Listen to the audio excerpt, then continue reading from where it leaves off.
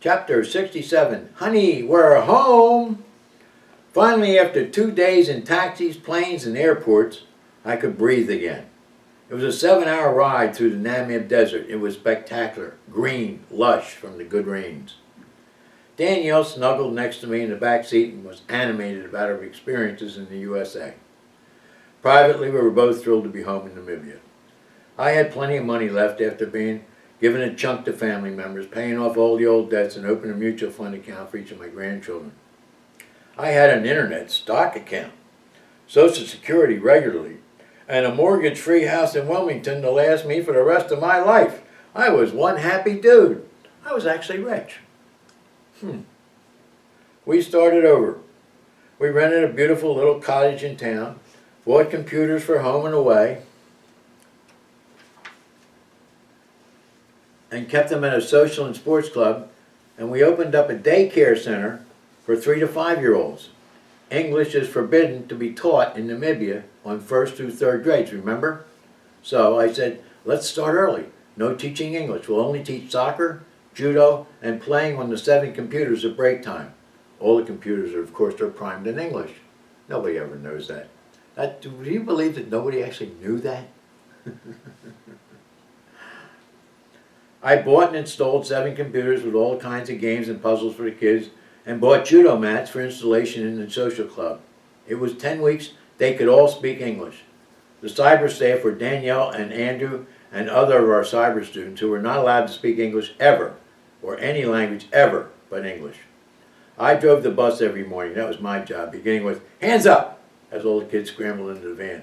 And I yelled every day, hands down, and they put their hands down, and I closed all the doors.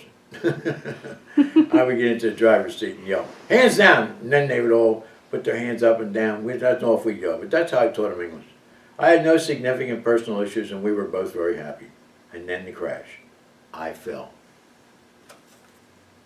One of those, I fell and I can't get up, they really happened. I just made that up. I couldn't breathe. My back was in terrific pain. I stayed in hot water in a bathtub for hours for relief. Finally, Danielle and Andrew insisted they take me to Wotan. That's Dr. Wonderful, my senpai, my mentor. I had tears for me. He took one look at me and said, that's a kidney stone, Tommy. Call the Swakopmund airport, he's going to Windhoek. He gave me a shot, relieved the pain. I flew and the pain worsened, and then I was operated on the next day. Actually that night. Next morning, the doctor was sitting next to me in bed when I woke from a drugged sleep. I've got good news, the kidney stone was removed. Great. I have bad news, your kidney is full of crystals and you go through this pain again and again for the rest of your life. Okay, doc, what are my options? Your other kidney is really healthy and you can get along with one easily. We can take out the bad kidney. Go for it. We can't. Why? Do you know anyone named Annie Little? Of course, she's my daughter in America. Well, she called all the hospitals in Namibia and South Africa this morning and insists you will get infected with AIDS and refuse to allow us to touch you. That's my Annie. What do? I said. Sign here, and off we went to the operating room the next day, and out it came. This was the actual beginning of the end with Danielle and I. I mean, that's the truth. I've thought about this a lot, and this is really careful writing here. She was very edgy about her lack of socializing with people her own age. I was edgy about her wanting socializing with people her own age. We were not sleeping in the same bedroom because of the healing processes required and the pain associated with it. We acted normal, but I knew hormones were flying all through her. Her constant talk about wanting children was met with, Danielle, I was fixed 20 years ago. I can't unfix. I saw her anxiety and her hints, and as a defense, I decided to buy 40 acres of prime desert property way out in the boonies along this Swakop dry riverbed and set up shop as a real proper Afrikaner. Hines said he would build a village campsite from scratch, and we began the building process of what eventually became locally known as The Refuge, a drug and alcohol rehab village campsite, and had a judo dojo in the middle of the Namib Desert open to the Namibian public. I was in heaven. I was in pain for a long while and not feeling too sexy. She was a really good companion, but her family and friends were started constant pressure for her to get to visit town more often and more often and more often. And frankly, it made me just crazy. What I'm saying here is I saw it coming. We lasted about a year as a rehab team at the refuge. She was disgusted with the primitive camping digs. She announced one day, "I'm out of here," and stomped off. That's literally exactly what happened. A month later, she was living out in the bush in a hovel with the biggest alcoholic jerk I ever met during our 28-day rehab. I almost went crazy over that when I heard about it. And when I say I went crazy, I mean I went crazy. Predictably, he went off the wagon and beat the living hell out of her. I reluctantly said, "Okay, come on back to the refuge, but no more marriage, okay?" I had filed for divorce the very day she stomped off, and I had gotten divorced, and that was it.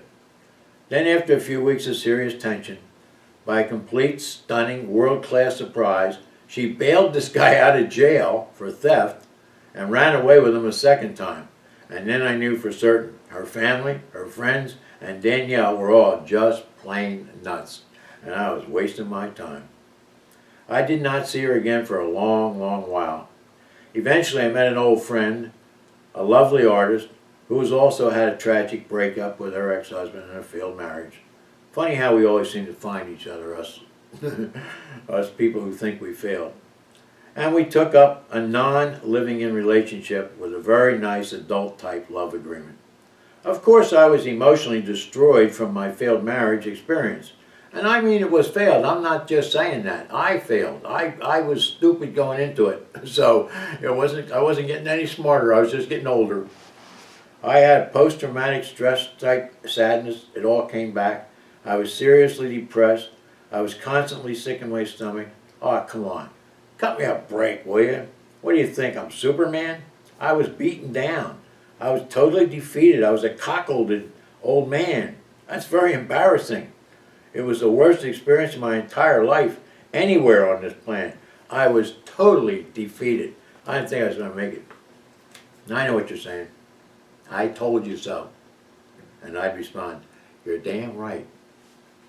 Loving your neighbor is a big fat pain in the ass, but I take it serious, especially if you're married. Anyway, as predicted, she got beaten up by him all over again. Her father had to fetch her this time. She left him finally and took up immediately with another first-class loser, an immigrant holiday hanger-oner from South Africa, a pretender with no passport. I saw her coming and going, and I'm telling you, I was thinking about her a lot, and I was hurting bad. I still don't know how he screwed her over, but one day I saw her in town sitting all alone. She looked like hell. She was all tired out, worn out, beaten down. And when she saw me, she teared up, and I said, "Come on, let's go home. Get your things. You're coming back to the refuge this very minute." She cried with relief. We got her belongings from her parents' house, and I moved her back into the longhouse in our desert village. I was never the same again. I never trusted a word she said or a promise she made after that. I could hardly stand to be near her. But we both faked it, and it lasted 2 more non-eventual, highly tense years, until one fine day she approached me. She was crying as she handed me a folded note she had just typed. And I said, "I already know what it says." And I gave her a big hug. "What?" "You're tired of living with an old man and finally ready to admit it." We both cried, and then I laughed and said, "Come on, Danielle, pack your things. Let's go home to your mom and dad." And that, my warrior friends, was the end of the Tommy and Danielle May-December marriage forever. But I am proud to say she's the one that quit, not me. I kept my sacred yes to her parents at the very first dinner long before the wedding. I promised them I would take care of her until she was able to go off on her own. She can get a job now. She can make it on her own. Ooh-rah. Damn, I'm ready to admit that one really did hurt. No kidding. I doubt I'll ever make a sacred promise again. After she left the property, the entire staff left for the holiday season. I spent the next 6 weeks totally alone, healing in the desert. I heard no human voice. I had no other soul to bother me, except for my two beautiful white American shepherds that I raised as pups, plus the wise and beautiful master's voice that I was here beckoning in my head. From around our, what we call in America, Thanksgiving, from around Thanksgiving time until the Christmas holiday, I talked to no one but me. There was not a soul around to talk to or vent with at the refuge, only my dogs and my silent partner, the Master Force, now living permanently within my head. It was amazing. Feelings of love ran through me beyond your wildest dreams. Feelings of contentment, feelings of happiness. I was never actually alone once, but I had random feelings of loneliness, and they were exquisite. And I felt like I was really being alive, and my life really mattered. Much like the trips to the other side during my 10 days at the UCA. I knew I finally arrived. I knew exactly who I was. I knew I had finally grown up, and I knew I was healed, and I knew, for absolute certainty, that I didn't need anyone. One fine day, while I was bathing leisurely in my desert bathtub, I heard a real voice. "Hey, Sensei!" It was Valdemir, the karate coach. He and his son had a big tray of homemade cookies. "Hey, what's happening, Valdemir?" "Sensei, I brought you some homemade cookies." "What for?" "For Christmas."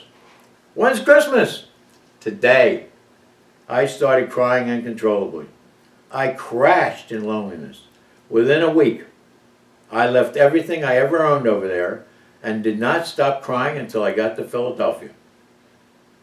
I arrived in Philadelphia airport totally exhausted, totally spent, mentally and physically down for the count, totally exhausted emotionally, and all I wanted was my own mommy.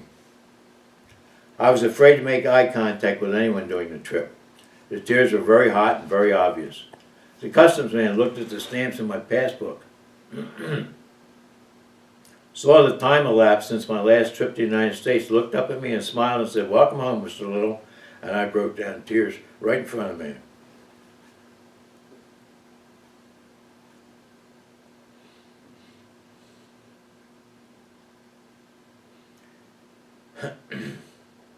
As I came through the baggage section out to the street, I saw a big sign being held up. Who I looked like were 6 angels. It was my 2 daughters and my 4 grandchildren. And the sign read, "Welcome home, Peepaw." And that did it. Immediately I knew I could start over again. They were all smiles and lots of tight hugs. I thought, I can do this. I can start over again from nothing. And I feel better already. Kelly driving along from the front seat of cars, we coasted down the highway toward Wilmington. "Hey, Dad, how was Africa?" I was hugging the grandchildren with each arm, grinning. "Piece of cake," I quipped, and I hugged them tighter. "Thanks for listening. You guys are special, and you know I love you. So, hoorah." Now, there's some more in here, but I wrote it much later. Let me take a break.